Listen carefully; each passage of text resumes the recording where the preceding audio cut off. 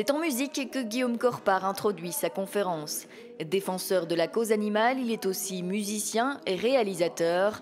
Sa conférence est divisée en 3 chapitres, les animaux et ce qu'il se passe pour eux dans nos élevages et dans les mers, l'environnement et l'impact de notre consommation carnée sur la planète, ainsi que la santé humaine. Nous sommes ce que nous mangeons.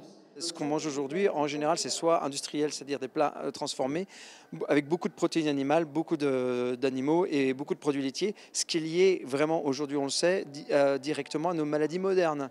Le diabète type 2, l'obésité, les maladies cardiovasculaires, beaucoup de cancers. Donc ça, il est temps, je pense aujourd'hui, de se déconditionner, de comprendre le poids qu'ont les lobbies agroalimentaires et même pharmaceutiques sur notre quotidien, sur notre façon de consommer, pour comprendre qu'il est temps de faire autrement. C'est impératif pour nous si on veut s'en sortir. Mais le but de cette conférence n'est pas de donner une leçon de morale, c'est plutôt d'informer. Tout le monde aime la planète, tout le monde a envie de s'en sortir, tout le monde a envie de laisser une planète propre à ses enfants, tout le monde a envie d'éviter le cancer par exemple, tout le monde a envie de voir les animaux bien traités. Donc de plus en plus de gens se posent cette question et viennent à cette conférence parce que c'est dans l'air du temps. Les gens veulent savoir, veulent comprendre et veulent être acteurs de leur consommation de plus en plus. C'est le cas d'Anne, devenue végétarienne depuis 3 ans et végétalienne depuis ce 1er janvier 2018. Déjà bien informée sur le sujet, elle souhaitait découvrir comment Guillaume Corpart partageait son discours en faveur des animaux. Elle est touchée de voir autant de monde présent à cette conférence qui affichait sold out. J'étais à leur place il n'y a pas tellement longtemps, dans la dissonance cognitive. Mon papa est boucher.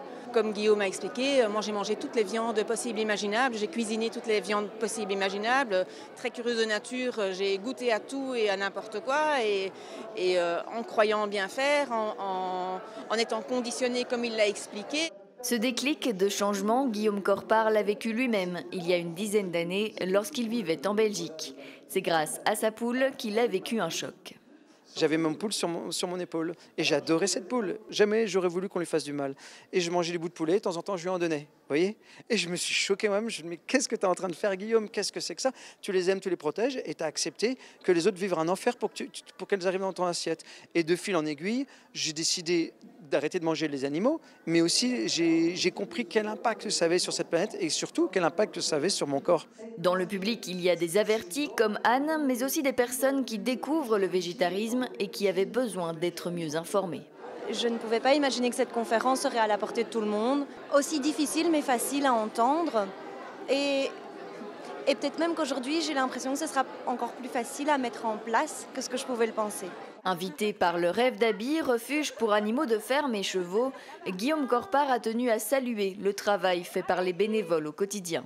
On s'aperçoit ici que les êtres sensibles, par exemple les cochons, les poules, les vaches, sont autre chose que des nuggets, que des steaks, etc., qu'on peut avoir des rapports vraiment amicaux avec eux, qu'ils sont vraiment sensibles, qu'ils ont des émotions, que ce sont des individus. Donc ce genre de refuge est vraiment à suivre, à encourager.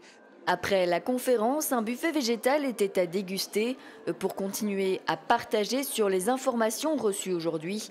Des informations qui ont parfois ému certaines personnes présentes dans le public.